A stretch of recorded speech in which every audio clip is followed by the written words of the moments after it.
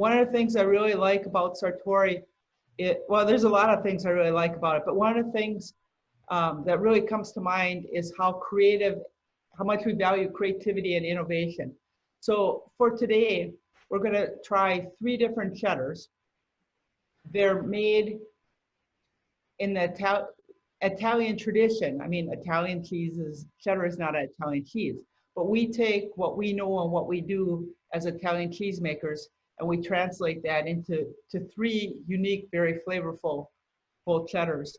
I know we'll spend more time on the cheddars later when we do the tasting, but one thing that's very unique about how we approach this at Sartori is most cheddar makers will make 1 cheddar, and some of it they'll sell young as a mild, some of it they'll age a little bit longer and sell it as a medium, some they might age even longer and sell it as a sharp or even an extra sharp.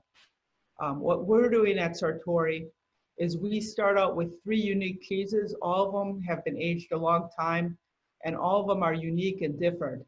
So instead of having 1 recipe and selling it at different ages, we have 3 different recipes that we're selling them at probably about the same time roughly, but they're 3 unique different cheeses and cheese flavors.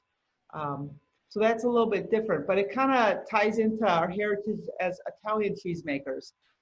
When we think about Parmesan, there isn't a mild Parmesan, a medium Parmesan, and a sharp Parmesan.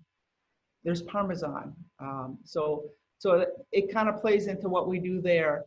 And then the other thing that is a core philosophy at Sartori is we want to be inspired by the greatest cheeses out there, whether they're from Europe or from the United States. We respect a well-made piece of cheese, no matter where it's from.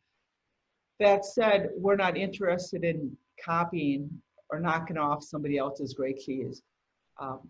We go into cheese making saying we want to be inspired, we want inspiration, but we're not interested in imitation.